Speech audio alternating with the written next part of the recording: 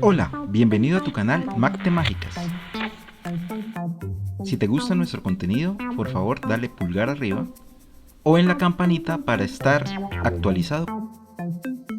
Iniciamos. Vamos a ver lo que es el movimiento armónico simple, también conocido como el MAS. Vamos a ver sus generalidades, pues primero qué es ese movimiento armónico simple y por qué se representa como se representa, y luego sí sus fórmulas para ver cómo funciona, y por último pues haremos los ejercicios que se relacionan con este movimiento armónico simple. Entonces lo primero que tenemos que hacer es hacer el símil o la comparación entre el movimiento armónico simple y el movimiento circular, porque el movimiento circular, digámoslo así, tiene un modelo muy similar a lo que es el movimiento armónico simple. Entonces, si nos devolvemos al movimiento circular, tenemos un objeto que gira alrededor de una circunferencia con una velocidad constante. Eso es lo que conocíamos como movimiento rectilíneo uniforme. Decíamos que recorría espacios iguales o ángulos iguales en tiempos iguales. ¿Sí?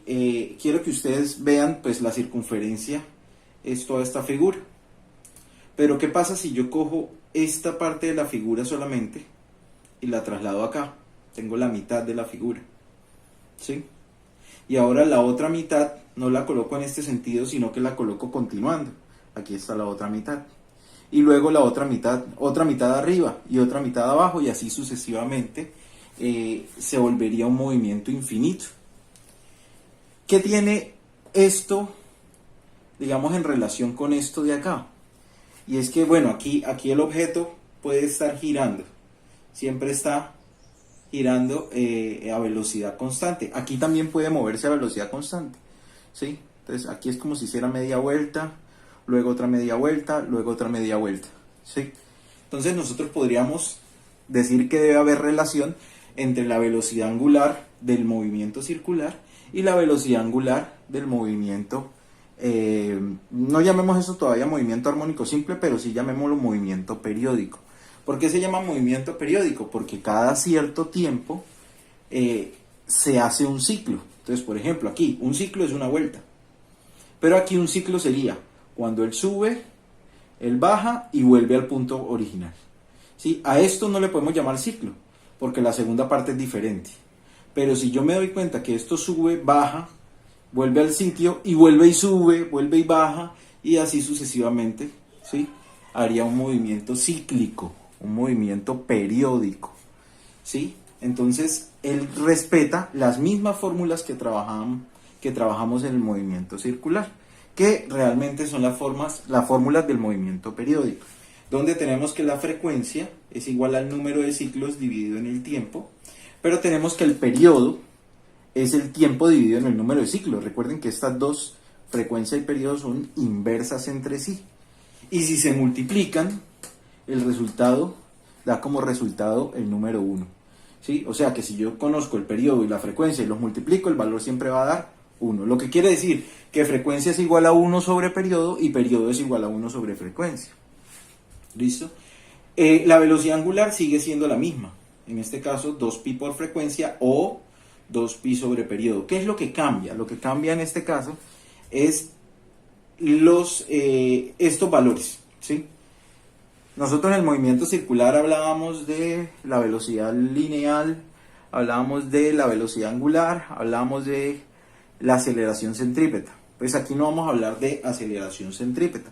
Primero porque el movimiento no necesariamente tiene que ser en esta forma, porque nosotros podemos tener péndulos, por ejemplo, y podemos tener resortes, o podemos tener el movimiento de la Tierra alrededor del Sol, que sería un movimiento periódico. Sí, entonces, que no es un movimiento circular, por cierto, ¿no? Porque el Sol no se mueve en una circunferencia, sino que se mueve en un óvalo, en una elipse, digámoslo así, donde el Sol se encuentra en uno de sus focos. ¿Listo? Entonces, en este caso, nosotros pues damos como la forma de este movimiento, pero no necesariamente el movimiento tiene que ser de esa forma. Bueno, la idea es hacer la comparación, en este caso, a los elementos a los que nosotros le vamos a aplicar el movimiento armónico simple. Generalmente vamos a estar hablando o de péndulo, ¿sí? O vamos a estar hablando de resorte. Pero los dos se comportan de la misma manera. Por ejemplo, si yo tengo un péndulo, lo tengo en esta posición. ¿Qué pasa si yo suelto ese péndulo? Hablemos de la vida real, ¿sí? Pues que este objeto va a empezar a caer y va a empezar a hacer este movimiento, ¿sí? Hasta que en algún momento se va a quedar en esta posición, que es su posición natural. Su posición natural es aquí, porque en este punto todas las fuerzas se anulan, ¿sí? En este punto no existen fuerzas. Lo mismo pasa con un resorte. Digamos que esta es la longitud natural de un resorte. Mientras él esté en su longitud natural, él no se mueve. ¿Qué pasa si yo cojo ese resorte y lo estiro? Lo estiro así. Y luego lo suelto. Pues que él se va a devolver con una fuerza que lo lleva hacia atrás, pero una vez pase este punto, ahora la fuerza irá hacia adelante. Y él irá y se quedará haciendo esta oscilación. ¿Listo? Quedará haciendo esa oscilación. ¿Hasta cuándo? Hasta cuando se quede quieto nuevamente. ¿Listo? Eso hablando de la vida real. Pero en el movimiento armónico simple nosotros hablamos de movimientos ideales, movimientos donde no hay pérdida de energía, y por ende este péndulo digamos en un sitio ideal donde no hay pérdida de energía se quedaría moviéndose para siempre. Llegaría de este punto a este punto y se devolvería. Y siempre se trataría al mismo tiempo en hacer el movimiento. Lo mismo el resorte. Si yo estoy en un sitio con condiciones ideales donde no se pierde energía, yo estiro el resorte y lo suelto y él va a quedar haciendo este movimiento de manera infinita, ¿sí? Nunca pararía. ¿Por qué? Porque no habría pérdida de energía. Bueno, vamos a tratar de caracterizar este movimiento. Entonces, en este caso, yo traigo esta gráfica en la cual voy a medir la distancia que se separa del centro.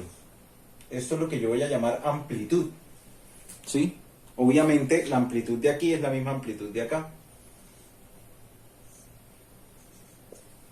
¿Listo? Entonces la voy a marcar aquí en un plano cartesiano. Obviamente la parte de arriba la marco positiva y la parte de abajo la marco negativa. ¿Qué pasa cuando el objeto está aquí? Pues se va a encontrar en la amplitud. Digamos que iniciamos ahí el movimiento. Entonces estaríamos en este punto. Aquí voy a marcar el tiempo. Entonces, en el tiempo 0, ¿sí? La amplitud corresponde al valor máximo, o sea, a A. ¿Listo? ¿Qué pasa cuando el objeto cumpla un ciclo completo? O sea, venga de aquí, vaya hasta acá y se devuelva, ¿sí? En ese justo instante se va a cumplir un periodo, o sea que el tiempo aquí va a ser igual a t, ¿sí? En ese caso se va a cumplir un periodo. Voy a tratar de dividir ese periodo en 4 partes. ¿Listo? Entonces, la primera parte, este sería t cuartos, ¿sí? La segunda parte, esto sería t medios, ¿sí? Esto sería 3 t cuartos y esto sería t. ¿Listo? Como para que sepamos que el periodo se dividiría en 4 partes iguales. ¿Listo? La primera sería t dividido en 4. Luego sería la mitad de t, ¿no? Luego aquí tenemos 1 cuarto, 2 cuartos, 3 cuartos de t. Y por último 4 cuartos de t, que corresponde a t. ¿Listo? Entonces, en este primer cuarto, este primer movimiento, él pasa de tener amplitud A a tener amplitud 0. Cuando se encuentra en este punto, su amplitud es 0. Entonces él va a llegar a este punto. ¿Listo? Luego iría hacia la amplitud negativa, que sería la parte de abajo. Lo que quiere decir que él llegaría a este punto. ¿sí? Luego se devolvería a cero, o sea, volvería a pasar por aquí. Y por último, llegaría a la amplitud A cuando el tiempo sea T, el periodo T. ¿Listo?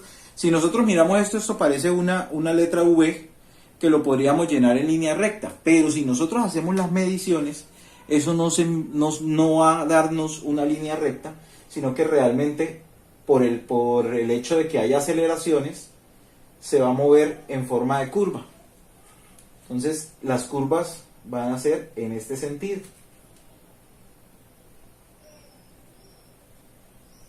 ¿Sí? Y si nosotros seguimos el movimiento, nos vamos a dar cuenta, que se forma la gráfica, en este caso la gráfica de una función coseno, pero la gráfica de una función coseno y la gráfica de una función seno son exactamente iguales, ¿sí? Por eso esta fórmula está basada en la función seno, ¿sí? Y esta está basada en la función coseno. Eso no quiere decir que yo no pueda encontrar la primera gráfica y colocar aquí coseno. Precisamente para este ejercicio, el modelo más conveniente aquí sería con coseno. ¿Por qué? Porque cuando iniciamos desde la amplitud, el coseno es la mejor opción, ¿sí?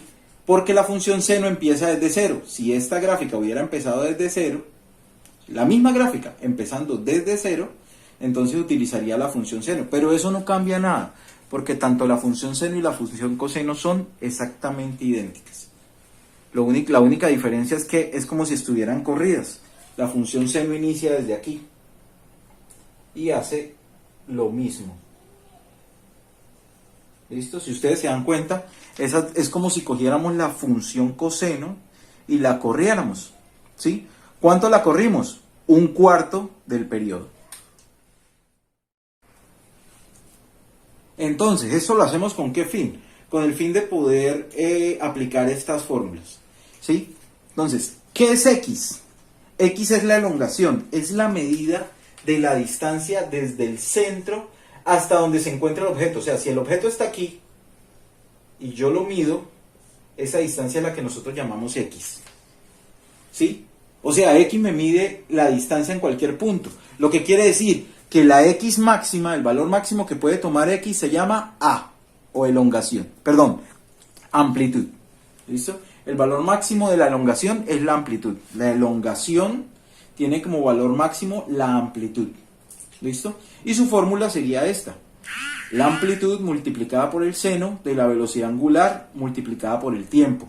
Quiero que se den cuenta que esto está dentro de paréntesis, lo que quiere decir que primero se multiplica y luego se le saca seno a esa función. ¿Listo?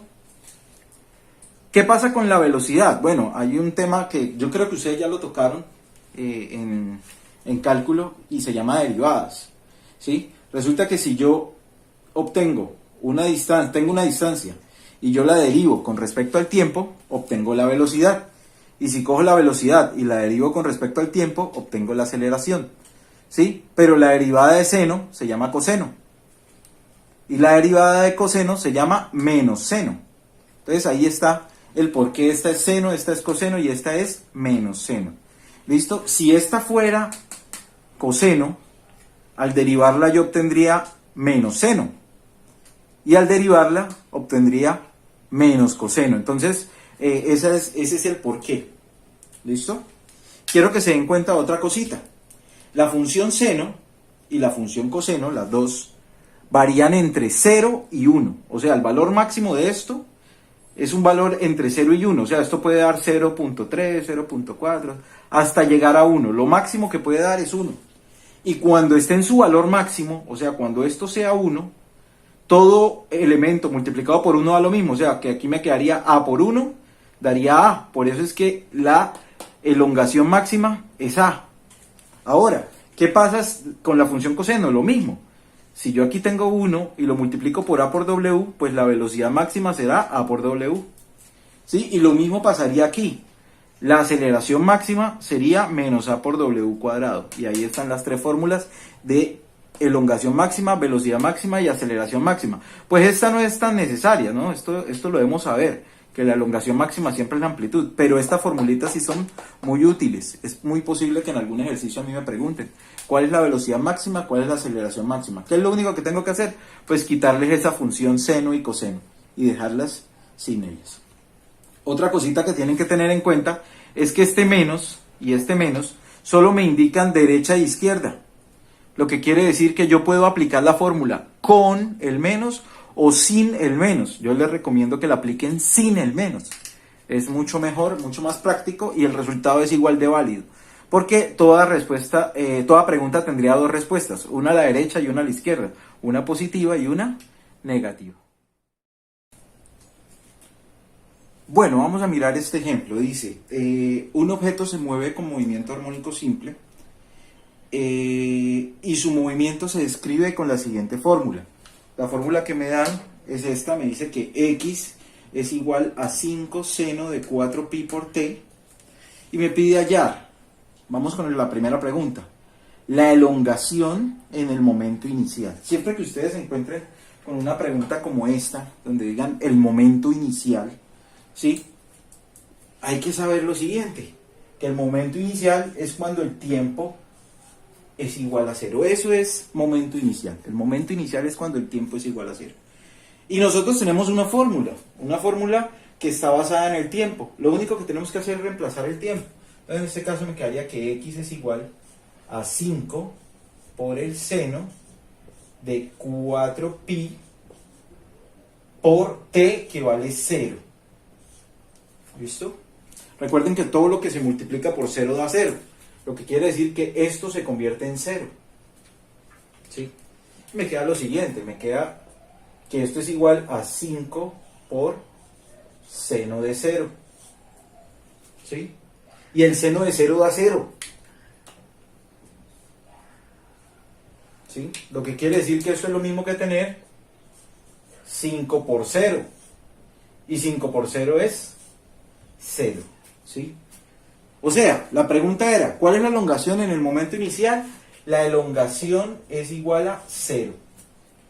¿0 qué? En este caso, la elongación es una medida y ustedes, a menos de que el ejercicio diga, ustedes lo que van a hacer es colocarle centímetros. ¿Sí? Si el ejercicio dice que está en metros, pues lo trabajan en metros. Pero si el ejercicio no dice nada, ustedes lo trabajan en centímetros.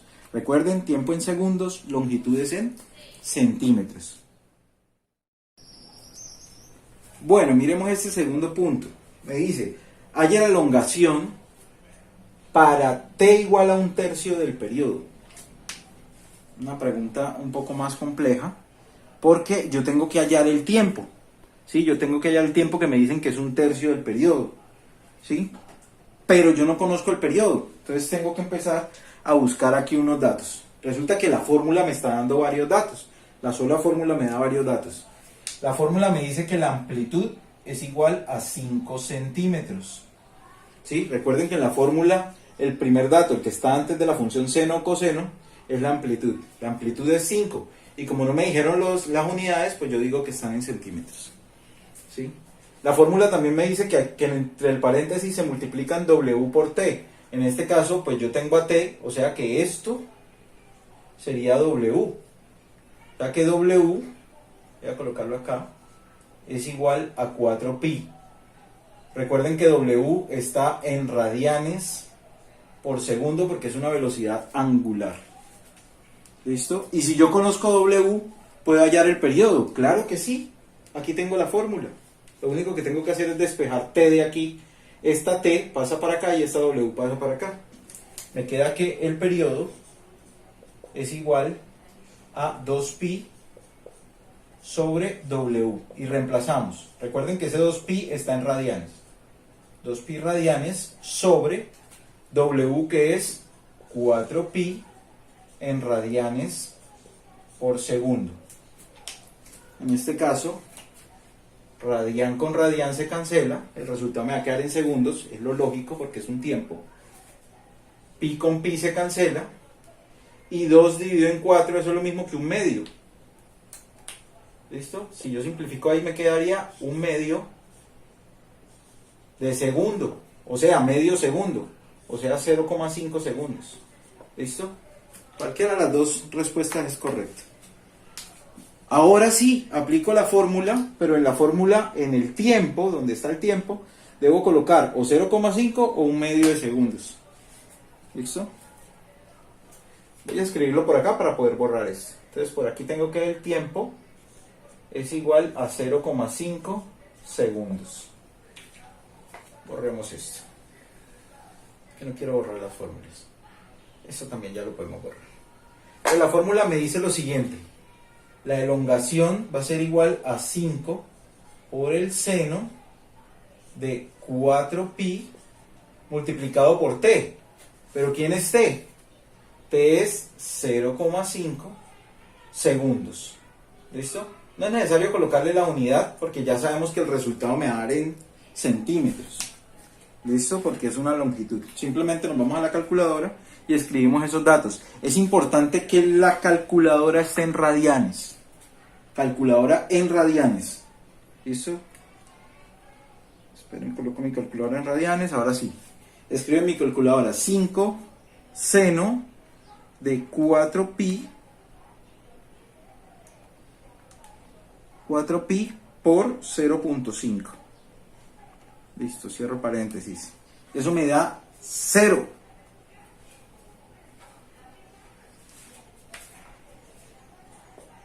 Esto es igual a 0. ¿0 qué?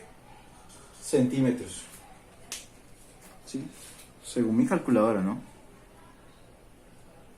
¿Listo? Esa sería la respuesta.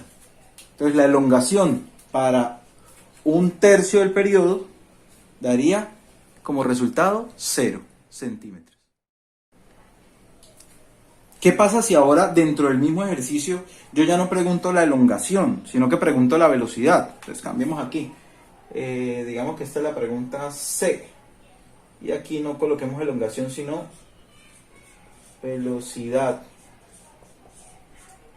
Para t igual a lo mismo. Ya sabemos t, vale 0,5 segundos. Solo aplicamos la fórmula. ¿Cuál sería la fórmula? Ah, resulta que aquí tengo que armar la fórmula de velocidad. Velocidad va a ser igual a A por W. En este caso yo sé que A vale 5 por W. ¿Quién es W? W es 4pi. 5 por 4pi, ¿sí? Por coseno de WT. Por coseno de 4pi por t. Listo. Aquí en este caso sería 5 por 4, 20. O sea que la velocidad sería igual a 20pi por coseno de 4pi por t. Perdón. Listo. Y aplicamos la fórmula. Simplemente reemplazamos el valor de... perdón, aquí era t minúscula, ¿no? Porque es tiempo, no es periodo. Simplemente aplicamos la fórmula y en este caso me quedaría 20 pi por coseno de 4pi por t, que vale 0,5. ¿Listo? Entonces en este caso me quedaría 20 pi coseno de 4pi por 0,5 segundos. Y el resultado me daría 20 pi. ¿Sí? ¿Por qué razón? Pues en el primer caso, en el caso anterior, la función seno nos daba 0, por eso todo daba 0. Pero en esta no, cuando la función seno vale 0, la función coseno vale 1. O sea que si esta función vale 1, el resultado es 20 pi.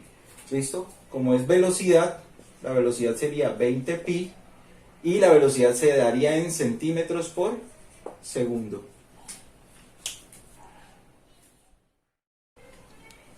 Ahora, ¿qué pasa si el mismo ejercicio me pide la aceleración?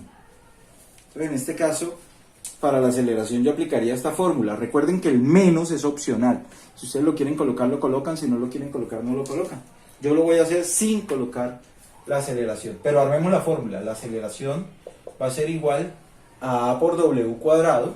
En este caso sería A, que vale 5, por w cuadrado, que sería 4pi elevado al cuadrado, otra vez por la función seno, ¿sí?, de wt, o sea, de 4pi multiplicado por t. Listo, ahí está la fórmula completica. ¿Qué pasa si yo elevo 4 al cuadrado? Me daría 16 pi cuadrado. Y 16 por 5, eso daría 80, creo, esperen. 16 por 5, sí, daría 80.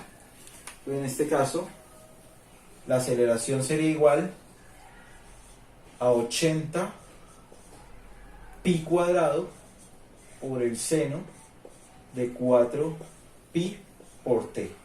Esa es la fórmula, esa es la aceleración. Y solamente debemos reemplazar el valor de t, que es lo que nos hace falta, que en este caso sería 80 pi cuadrado por el seno de 4pi por t, que vale 0,5 segundos. Y ya nos quedaría resuelto. Entonces recuerden la calculadora en radianes. En este caso quedaría 80 pi al cuadrado por el seno de 4pi por 0.5. ¿Listo? Recuerden que este 4pi por 0.5 en la función seno me va a dar 0. Lo que quiere decir que eso nuevamente me da 0. En este caso no hay aceleración. La aceleración es igual a 0. ¿0 qué? Centímetros por segundos al cuadrado. Y esa es la aceleración para este caso. Eso no quiere decir que el resto de ejercicios van a dar 0. No, ustedes siempre tienen que comprobar cuánto da. Entonces, importante que la calculadora esté en radianes. Si te gusta mi contenido, dale pulgar arriba o activa la campanita para recibir notificaciones.